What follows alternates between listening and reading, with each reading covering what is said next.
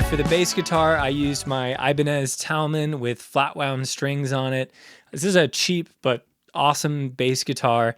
I had a little bit of work done on it, including a passive conversion. So got rid of the active EQ section and just simplified it. But I recorded this direct into, I have a Neve 1073 style preamp with EQ on it. So I dial in a little bit of mid-range, a little bit of extra low end, and then compress it with an 1176 Rev D clone on the way in. So a little bit of EQ, a little bit of compression so that it's sounding close to done on the way in. Again, I want to make sure the source sounds good. Make sure I basically have less to do in the mixing stage because it always just seems to turn out better that way. So let's hear just the bass guitar on its own.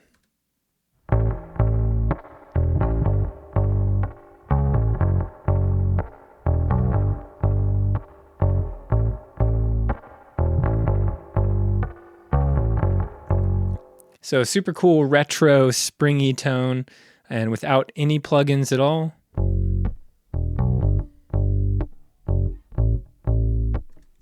So you can hear the basic tone is there. It's just a matter of refining that, adding a little bit more grit, and then obviously the spring reverb being the most notable component. So for processing on bass, this is kind of a go-to preset I've made in Neutron.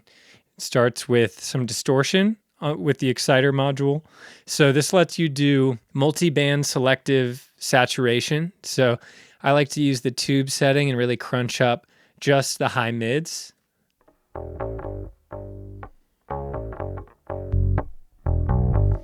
And then a lot more subtle saturation on the lows. And then you can also dial in a specific mix of wet and dry for each band. So played around with that to get something that felt natural. And then the EQ section lets you turn down some of the harsh kind of upper frequencies that can be generated from the exciter. So this just kind of mimics what you might get from a tube bass amp that's crunching a little bit. So without it.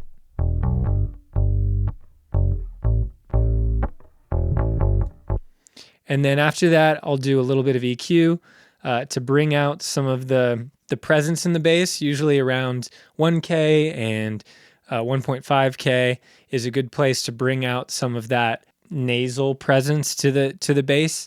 And then usually with that, I want to get rid of somewhere between 250 to 350 hertz where it gets a little woolly sounding. So here's without the EQ.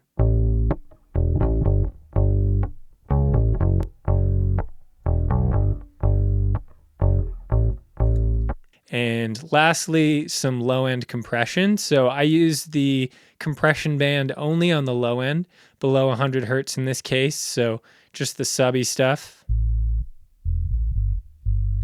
And the goal is to really even that out. So I just want to compress that, keep it in place so the low end feels solid. Sometimes certain notes will resonate more and you'll get a big boost of low end when I'm playing, a low open E versus if I'm playing a G or something like that. So this just helps make sure that everything is hitting at a consistent level. So again, here's how all of that sounds. Bypassed.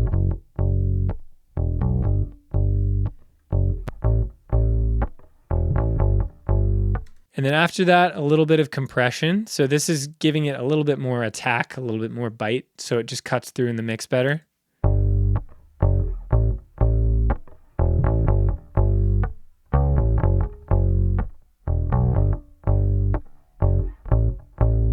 So you can really feel the finger plucking that string. The DBX 160 is a great compressor anytime you want to manufacture a little bit more transient on something. Then I have a little bit of control in the low end, so I don't need this bass to be super low. I'm going to leave a lot of that for the kick drum to get that sub energy, and then the bass is going to be a little bit more focused in these upper octaves.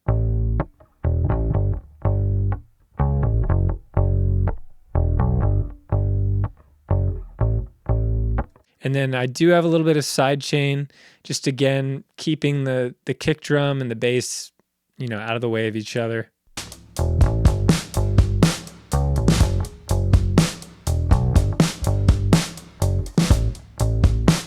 In this instance, just the way the bass is already EQ'd, that probably wasn't, incredibly necessary or needed, but, in other instances, it can be a really crucial thing. And then I have the spring reverb. So this, I'm just using the spring box from Logic.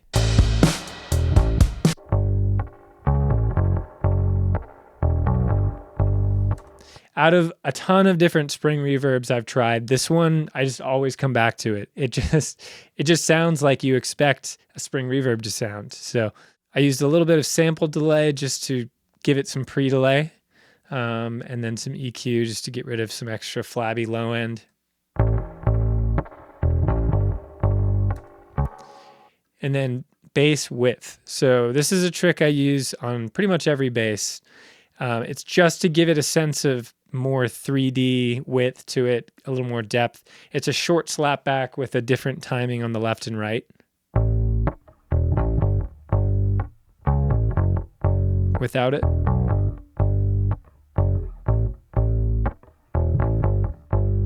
Kind of gives you the impression of being in like a small room where you get a little bit of that kind of stereo slapback from the room itself.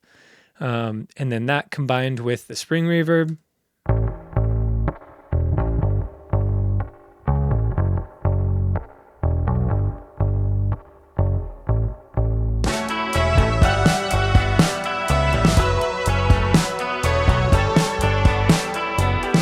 It's finally quiet, so let's be still for just a moment on the couch.